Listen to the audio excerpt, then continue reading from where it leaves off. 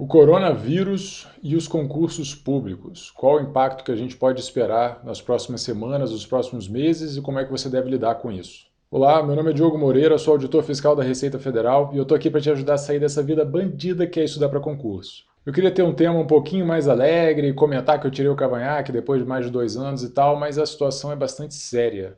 Se você ainda acha que o coronavírus, o Covid-19, é uma história da mídia, é um exagero ou alguma coisa assim, a chance de você estar enganado é muito grande. Na prática, a gente está vendo várias medidas do governo com relação à contenção de pessoas, diminuir a circulação de pessoas, a aglomeração de pessoas, e isso está impactando diretamente a realização de concursos públicos.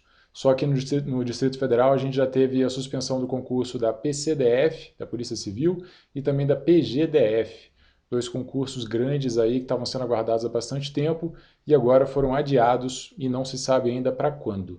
Eu estou gravando esse vídeo no dia 16 de março e essa história toda ainda está no começo aqui no Brasil, pelo menos em termos de cobertura da mídia, e o governo do Distrito Federal suspendeu as aulas nas redes pública e particular, tem pouco tempo, tem menos de uma semana, e assim a gente ainda está sentindo os primeiros efeitos disso aí. A realização do concurso, assim como o encontro de diversas pessoas estão suspensos, estão proibidos, é proibido se encontrar, criar aglomerações, e isso está impactando diretamente essas provas. A dúvida é, quais os outros concursos que serão impactados? Provas que já estão marcadas aí para abril, para maio, estão correndo risco? E os outros editais que estavam para ser publicados a qualquer momento, como o TCU, por exemplo, o que a gente pode esperar disso aí nos próximos tempos? A verdade é que a situação é sim muito séria e infelizmente vai demorar um pouco a melhorar ainda. A gente pode esperar aí pelo menos entre 60, 90, talvez até 120 dias até ter uma normalização de toda a vida pública. E acredite, ainda vai ficar muito pior.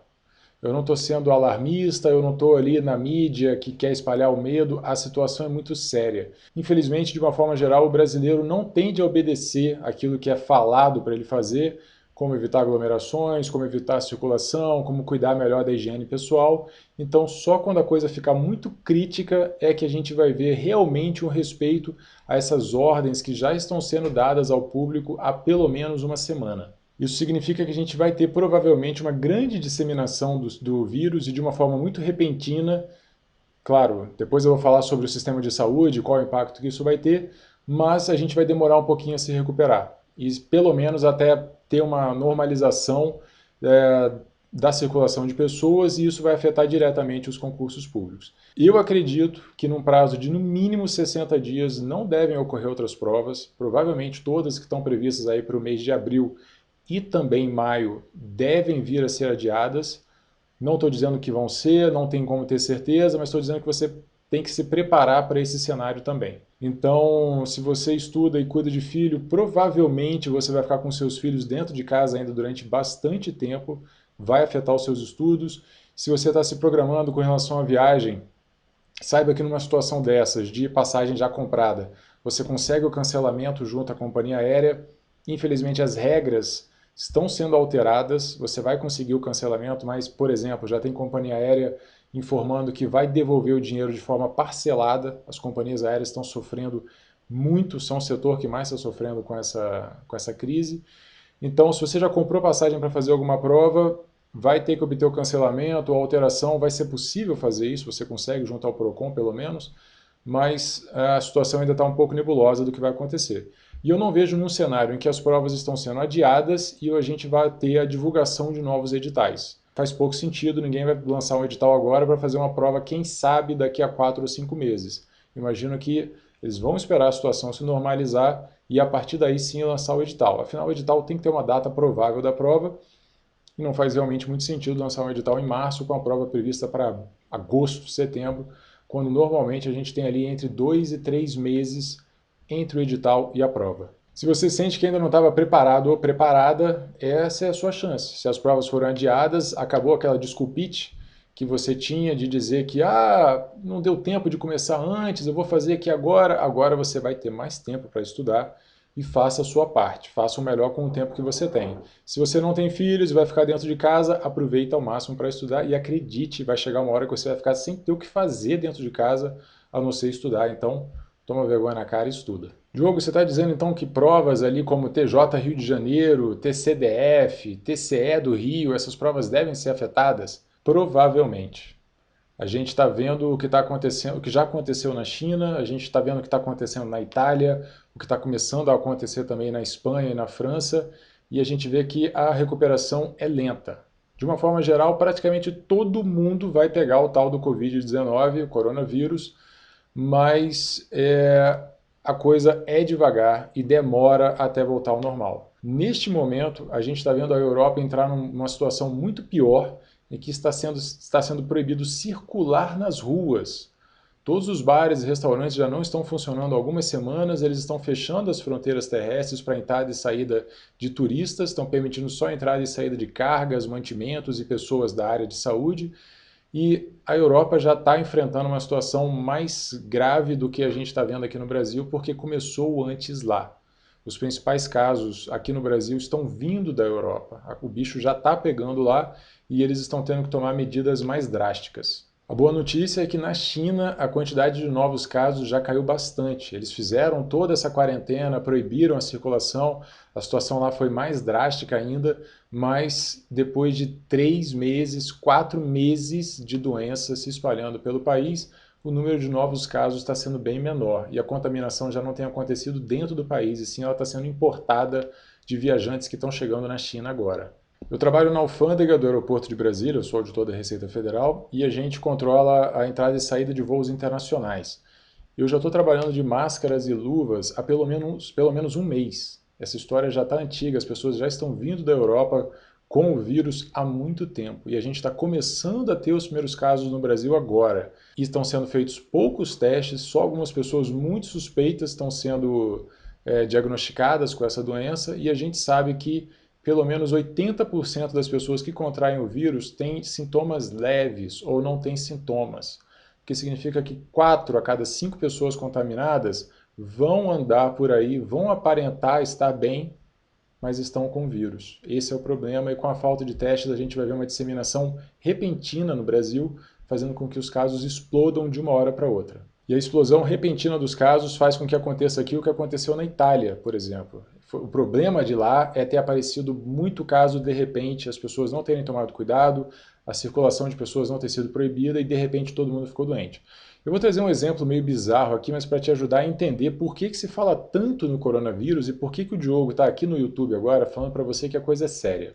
Vamos supor que você mora num prédio, e o seu prédio aí onde você mora tem 20 apartamentos, ok? E nesse prédio muito doido, cada prédio tem a sua UTI. Cada prédio tem um atendimento ali de doentes e tal. Você não procura hospital, você procura lá embaixo, no térreo do seu prédio, o atendimento médico, ok? Cada prédio tem a sua própria UTI, tem uma UTI. Bastante razoável, né? 20 apartamentos, a gente tem ali quase 100 pessoas e tem uma UTI só, raramente precisa de alguma coisa. Quando alguém sofre um acidente de carro, você sofreu um acidente de carro, você vai para a UTI do seu prédio. Se o seu avô teve um ataque cardíaco, ele vai para a UTI do seu prédio, ok? E tem 20 apartamentos. Qual é o problema do coronavírus? 5% das pessoas contaminadas precisam ir para a UTI, precisam de acompanhamento, de atendimento médico mais sério. A maioria precisa ser entubada logo de vez e fica entubada durante 2 a 3 semanas. No seu prédio, normalmente a UTI está cheia. Uma pessoa que sofreu um acidente de carro, alguém que teve um ataque cardíaco, uma pessoa que teve alguma coisa mais séria e tal, fica na UTI e depois ela fica vazia ali esperando. Só que aí é ordenada a não circulação de pessoas, todo mundo entra em quarentena, tem que ficar dentro de casa, mas alguns vizinhos seus não obedecem, resolvem dar uma volta, um vai para o bar e tal, e aí de repente um dos apartamentos está com coronavírus. E das 5 pessoas que moram lá, uma precisa da UTI e ela ocupa a UTI do seu prédio. E aí a UTI está ocupada, só tem uma e existem outros 19 apartamentos. Tem mais 1 ou 2 vizinhos que acabou saindo com aquele ali, deram uma volta e tal e pegaram o coronavírus também. E uma das pessoas desse outro apartamento precisa da UTI e a UTI está ocupada.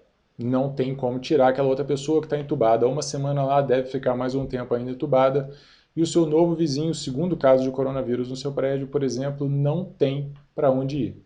O médico fala, eu não tenho UTI, eu não tenho como entubar essa pessoa, sobe com ela, deixa ela dentro do quarto e reza, porque não tem mais nada que a gente possa fazer. O que está acontecendo na Itália, trazendo para esse nosso exemplo, é que dos 20 apartamentos, tem 3, 4 apartamentos com pessoas com coronavírus precisando de internação e não tem UTI mais.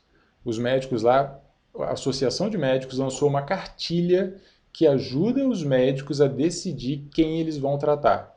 Então, se duas pessoas chegarem ao mesmo tempo e só tiver uma UTI disponível, o médico tem uma cartilha indicando quem ele deve escolher salvar e quem ele deve mandar para casa, praticamente para a morte certa. Repito, isso está acontecendo na Itália porque a gente teve uma quantidade muito grande de casos repentinamente. Como que isso acontece? Circulação de pessoas, pessoas indo a bares, a restaurantes, se encontrando, se reunindo em casa, saindo, indo para a praça, um contaminando o outro, a população inteira se contaminando num período muito curto.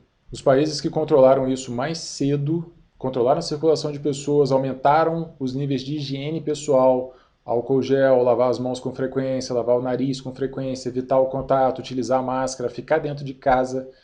Esses países também tiveram casos graves de coronavírus, mas uma quantidade menor, em que o sistema de saúde conseguia ir absorvendo.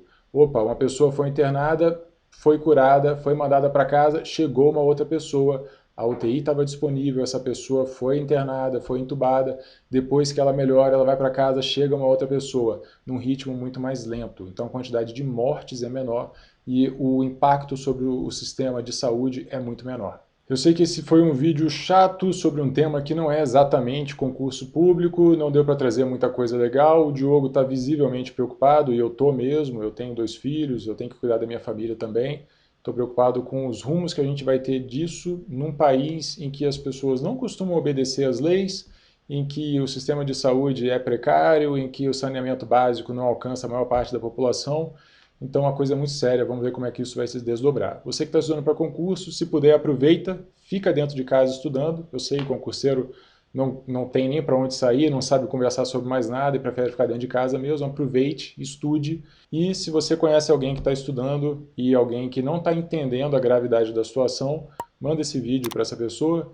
Vamos ver se a gente consegue espalhar, não o medo, não o terror, mas a seriedade daquilo que a gente está enfrentando agora e do que as pessoas têm que fazer. Cada um tem que fazer a sua parte. Um grande abraço e até a próxima.